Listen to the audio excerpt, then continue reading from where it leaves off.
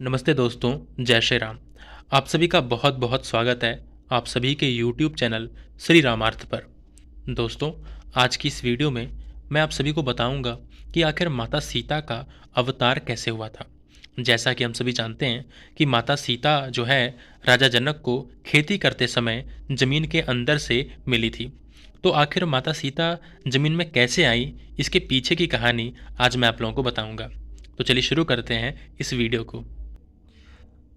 ये कहानी है सार कांड के जो सर्ग 3 है, यानी कि आनंद रामायण के सार कांड का जो तीसरा सर्ग है उसकी कहानी है। कहानी शुरू करते हैं। प्राचीन काल की बात है। पद्माक्ष नाम से प्रसिद्ध राजा थे। उन्होंने सभी लोगों को लक्ष्मी की अभिलाषा रखने वाला देखकर मन में यह विचार किया कि मैं तपस्या के प्रभाव से लक्ष्मी को अपनी पुत्री बनाऊंगा और अपनी गोद में उसे खिलाऊंगा। ऐसा निश्चय करके राजा पद्माक्ष ने महान तप किया। देवी लक्ष्मी जब प्रसन्न होकर उनके सामने उपस्थित हुई तो वे उनसे इस प्रकार बोले, आप मेरी पुत्री बने। इस पर लक्ष्मी उनसे बोली, हे राजन, मैं भगवान विष्णु के अधीन हूँ, अतः आप उनसे प्रार्थना करें। वे यदि मुझे आपको सौंपेंगे तो मैं आपकी पुत्री बनूंगी, इसमें तनिक भी संदेह नहीं है। राजा ने उनसे कहा, ऐसा ही होगा। पुनः राजा पद्माक्ष तीव्र तप में संलग्न हो गए। उन्होंने भगवान विष्णु को वर देने के लिए उद्यत बना लिया।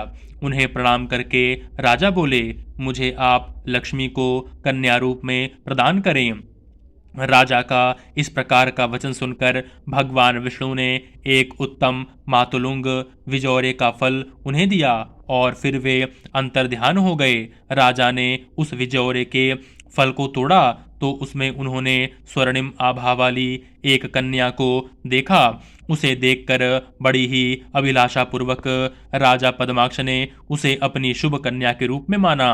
पद्माक्ष की पुत्री होने के कारण लोग उसे पद्मा इस नाम से कहने लगे। सभी के मन को आनंदित करने वाली उस रमणीय कन्या को सभी पद्मा नाम से पुकारने लगे। राजा ने जिस विजौरे के फल को फोड़ा था उसके दोनों टुकड़े स्वतः आपस में जुड़कर पूरा फल बन गया। तब राजपुत्री उस पद्मा ने उस फल को अपने हाथ में धारण कर लिया। वह बालिका राजा की गोद में शुक्ल पक्ष के चंद्रमा की भांति बढ़ने लगी। धीरे धीरे कला कला बढ़ने लगी। उसे देखकर राजा के मन में यह चिंता होने लगी कि मैं किसे इस कन्या को सौंपूं, कौन इसके योग्य वर है। तब मंत्रियों से मंत्रणा करके राजा ने उसके विवाह के लिए स्वयंवर रचाया। पद्मा के स्वयंवर की बात सुनकर मुनीश्वर वहां आए। देवता, गंधर्व, दानव, मानव और इच्छानुसार स्वरूप धारण करने वाले पक्षी, पर्वत, नदियां, समुद्र, वृक्ष, यक्ष, किन्नर, रावण आदि साराक्षस भी उस स्वयंवर में आए। उन सभी को आया हुआ देखकर पद्माक्ष ने उनसे कहा, जो कोई भी आकाश के नीले वर्ण से अपने शरीर को रंग लेगा उसे ही मैं अपनी इस कन्या को सौंपूंगा। मेरे इस वचन को सत्य समझना चाहिए। राजा के द्वारा कहे गए इस प्रकार के असंभव से वचन को सुनकर पद्मा के सौंदर्य से व्याकुल हुए वे श्रेष्ठ राजा युद्ध करके उस कन्या के हरण के लिए उद्यत हो गए। देवताओं सहित उन राजाओं को कन्या के हरण के लिए उद्यत देखकर राजा पद्माक्ष ने उन सभी के साथ रोमांचकारी युद्ध किया। दैत्यों ने रण में पद्माक्ष का वध कर दिया। तदंतर वे सभी मिलकर पद्मा को ग्रहण करने के लिए शीघ्रतापूर्वक दौड़े। जब पद्मा ने देखा कि वे उसे पकड़ने के लिए आ रहे हैं तो वह पद्मा अग्नि में कूद पड़ी। उसे कहीं न पाकर वे सभी राजागण उसे सारे महल में ढूंढने लगे। उन्होंने राजा के महल को तोड़ डाला, इधर उधर की भूमि को खोद डाला। क्षण भर में वह नगर शमशान जैसा हो गया। राजा पद्माक्ष की लक्ष्मी के कारण ही ऐसी दशा हो गई। इसी कारण मुनिजन कभी भी लक्ष्मी की अभिलाषा नहीं करते। एक समय की बात है, भगवान विष्णु की शक्ति से संपन्न वे पद्मा अग्निकुंड से बाहर निकलकर कुंड के समीप में ही बैठी हुई थी। इसी समय दशानन रावण पुष्पक विमान पर बैठकर संसार पर विजय प्राप्त करने के लिए आकाश मार्ग से इधर उधर भ्रमण कर रहा था। रावण के मंत्री सारण ने पद्मा को अग्निकुंड के बाहर बैठा हुआ देखा तो उसे रावण को दिखाते हुए वह कहने लगा, हे तात, पूर्व काल की बात है, जिस पद्मा को प्राप्त करने के लिए देवता तथा असुर आदि राजा पद्माक्ष के यहाँ स्वयंवर में गए थे, यह वही पद्मा है जो अग्निकुंड के समीप बैठी हुई है। मंत्री सारण का वह वचन सुनकर उसे देखते ही रावण काम मोहित हो गया। वह उसे पकड़ने के लिए शीघ्र ही पुष्पक विमान से कूद पड़ा। यह देखकर पद्मा पुनः अग्नि में प्रविष्ट हो गई। दशानन रावण ने जल भरे घड़ों से उस अग्नि को बुझा दिया। तब उसे राख में 5 दिव्य रत्न दिखाई पड़े। उन रत्नों को पकड़कर और एक पेटी में बंद कर रावण विमान के द्वारा अपनी पुरी को चल पड़ा। रावण ने भवन में आकर उस पेटी को देवगृह में पूजा कमरे में रख दिया और रात्रि में एकांत में स्थित आसन पर बैठी हुई मंदोदरी से कहने लगा, हे मंदोदरी, तुम्हारे लिए मैं बड़े ही परिश्रम से दिव्य रत्नों को लाया हूँ, जिन्हें देखकर तुम्हें अत्यंत प्रसन्नता होगी। वे रत्न मैंने एक पेटी में बंद कर देवालय में रखे हैं, जाओ उन्हें ग्रहण कर लो। रावण का ऐसा वचन सुनकर मंदोदरी देवस्थान पर गई। वहां पेटी को देखकर उसे पति के समीप ले जाने के लिए वह उसे उठाने लगी, किंतु वह पेटी जमीन से हिली तक नहीं। मंदोदरी अत्यंत लज्जित हो गई तथा रावण के पास लौट आई और पूरी बात उसे बता दी। मंदोदरी का यह वचन सुनकर रावण हंसने लगा और स्वयं उसे लाने के लिए वहां गया। वह पेटी को उठाने लगा, किंतु वह पेटी नहीं हिली। तब रावण ने अपने 20 हाथों से उसे उठाना चाहा, तथापि वह तनिक भी नहीं हिली। तदंतर रावण ने उस पेटी को खोला तो उसने पेटी के अंदर एक कन्या को देखा जो सूर्य के समान प्रभा से प्रकाशमान थी। उस तेज को देखकर राक्षसों की आंखें चौंधियां उठी। उस मनोहर कन्या को देखने के लिए रावण के बंधु बांधव तथा पुत्र आदि वहां आ पहुंचे। तब रावण ने मंदोदरी को युद्ध संबंधी तथा किस प्रकार वह कन्या प्राप्त हुई यह सारा समाचार बताया। रावण ने राजा पद्माक्ष के विषय में भी संपूर्ण वृत्तांत बतलाया।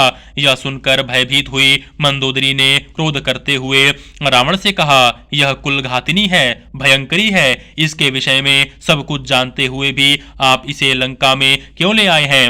यह दुष्टा कुल का विनाश करने वाली है। इसे शीघ्र ही वन में छोड़ दीजिए। यह बचपन में ही ऐसी है तो युवा होने पर न जाने क्या करेगी। मुझे ऐसा जान पड़ता है कि यह आपकी मृत्यु का कारण बनेगी। इसे लंका में एक क्षण के लिए भी नहीं रखना चाहिए। मंदोदरी की कही इस बात को रावण ने सत्य ही समझा। फिर उसने मंत्रियों से विचार विमर्श करके दूतों को बुलाकर उन्हें आज्ञा दी कि इस कन्या को पेटी में बंद कर यत्नपूर्वक विमान में रखकर तुम लोग शीघ्र ही जाकर वन में छोड़ाओ। तदंतर उन सभी राक्षसों ने मिलकर उस पेटी को पुष्पक विमान में रखा और उसे लेकर फिर वे आकाश मार्ग से चल पड़े। रावण की पत्नी मंदोदरी ने उनसे उस समय कहा कि देखने मात्र से वध करने वाली इस कन्या को तुम लोग भूमि के भीतर गाड़ देना, बाहर न दिखाई दे।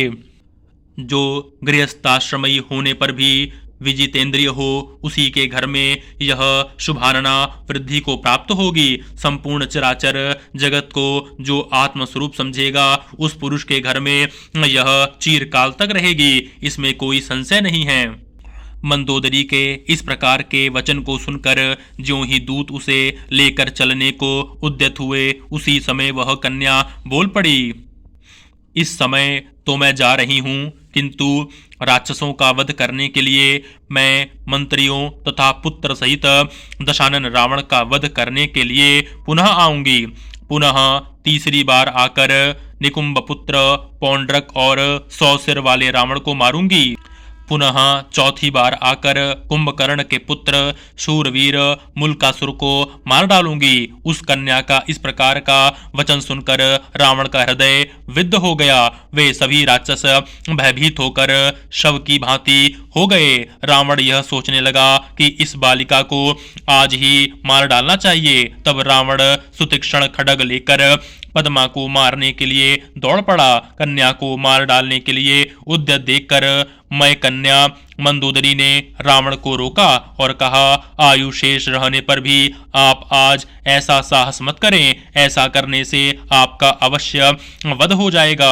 मेरा वचन मिथ्या नहीं होगा। आगे जो होने वाला होगा वह तो होकर ही रहेगा। अतः इस समय आप इसे वन में छुड़वा दें। कालांतर में होने वाली मृत्यु को आप आज ही क्यों होना देने चाहते हैं? क्यों होना देने चाहते हैं? क्यों होने देना चाहते हैं? भार्या मंदोदरी के वचनों को सुनकर रावण मौन हो गया। तब वे दूत पुष्पक विमान से उस पेटी को शीघ्रतापूर्वक ले चले। मिथिला के सभी वनों को देखते हुए उन सभी ने उस पेटी को वहीं पर जमीन में गाड़ दिया। तदंतर रावण के वे दूत लंका को लौट आए और जिस प्रकार से उन्होंने मिथिला में वह पेटी जमीन में गाड़ दी थी वह सब वृतांत बतलाया। विदेहराज जनक ने वह भूमि जहां पर पेटी गड़ी थी सूर्य ग्रहण के अवसर पर एक ब्राह्मण को दान में दे दी। तदंतर ब्राह्मण ने उस भूमि को जुतवाने का विचार किया। जमीन जुतवाने का अच्छा मुहूर्त देखते देखते कई वर्ष व्यतीत हो गए और जब शुभ मुहूर्त प्राप्त हुआ तो ब्राह्मण ने खेती करने के लिए सेवक द्वारा उस भूमि को जुतवाया।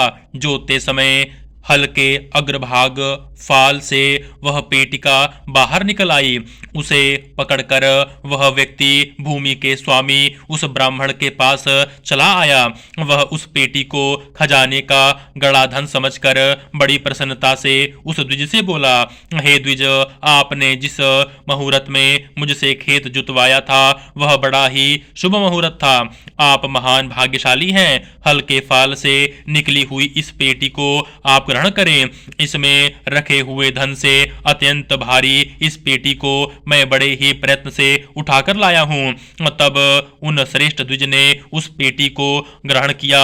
वे उस पेटी को लेकर राजा जनक के दरबार में गए और पेटी को प्रसन्नता पूर्वक उन्हें दे दिया और वे पेटी प्राप्त होने का सारा समाचार उन्हें बता दिया। यह सुनकर राजा जनक ने बड़े ही आदर भाव से उनसे कहा, हे ब्राह्मण, वह भूमि मैंने आपको दान में दे दी है। यह पेटी उसी भूमि से प्राप्त हुई है, अतः यह पेटी भी आपकी ही है।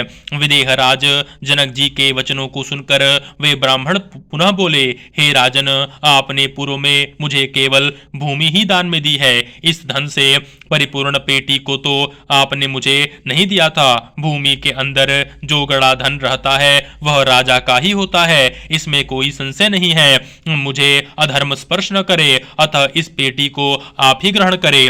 इस प्रकार राजा का उस ब्राह्मण के साथ अत्यधिक विवाद होने लगा। तब सभा में उपस्थित सभासदों ने राजा से कहा, हे राजन, विवाद करने की आवश्यकता नहीं है। पहले इस पेटी को खोल कर तो देखिए, इस पेटिका में क्या है। तब उन श्रेष्ठ राजा ने दूतों के द्वारा उस पेटी को खुलवाया। उस पेटी के अंदर एक कन्या को देखकर राजा अत्यंत विस्मित हो उठे। तदंतर वे ब्राह्मण अपने घर को चले गए और राजा उसे अपने भवन में ले जाकर उसका पालन पोषण करने लगे। उस समय आकाश से देवता बाजे बजाने लगे। राजा तथा उस कन्या के ऊपर पुष्पों की वर्षा होने लगी। गंधर्व गीत गाने लगे।